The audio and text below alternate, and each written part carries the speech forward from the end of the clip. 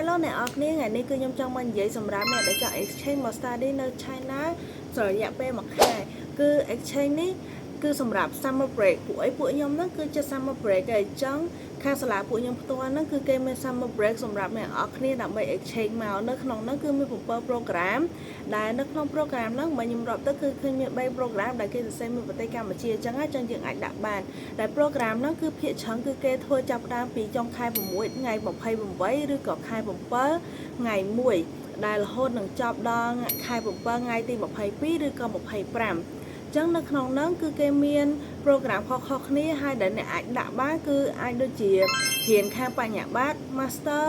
PhD ឬក៏ខាងគ្រូបង្រៀនឬក៏ខាងអ្នក research អញ្ចឹងទៅប៉ុន្តែភាគច្រើនដែលអាចដាក់បានហ្មងគឺខាង Bachelor ហើយនិងខាង Master ដោយសារការ program មួយគឺគេឲ្យខុសៗគ្នាប៉ុន្តែមិនខ្ញុំមើល program ទាំង7ហ្នឹងគឺខាងបញ្ញាបត្រនិងសិតតែខាងបញ្ញាបត្រនិង Master គឺអាចដាក់បានហើយគ្រាន់តែថាខាងគ្រូបង្រៀនឬក៏ PhD អីគឺមើលមានតាម program អញ្ចឹងអ្នកនរគ្នាអាចវាយចូល page សាលាខ្ញុំដែលខ្ញុំដាក់នៅលើហ្នឹងហើយរួចគឺអាច check ចូលមកក្នុងហ្នឹងបានឥឡូវហ្នឹងគឺគេចាប់ផ្ដើម enroll ហើយគឺគេអាចចាប់ផ្ដើម apply បានហើយប៉ុន្តែ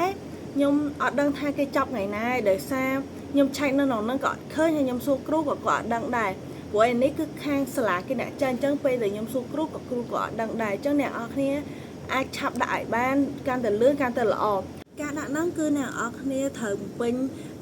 ព័ត៌មាននៅខាងក្រោមហ្នឹងដែលគឺមានព័ត៌មានដូចជាមាន passport ឈ្មោះខ្លួនឯងអញ្ចឹងទៅអញ្ចឹងយើងបំពេញហើយគឺយើងត្រូវ send email ទៅខាងសាលាអញ្ចឹងអ្នកនរគ្នា send ប៉ុណ្ណឹងទៅគឺអូខេហើយព្រោះដោយសារនៅក្នុងហ្នឹងការដាក់ហ្នឹងគឺគេគ្រាន់តែឲ្យយើងបំពេញអាហ្នឹងហើយនឹង send email ទៅគេទៅគឺចប់ហើយអ្នកនរគ្នាអញ្ចឹងសង្ឃឹមថានឹងជួបអ្នកនរគ្នានៅកងស៊ីនៅខែក្រោយជម្រាបលាអ្នកនរគ្នា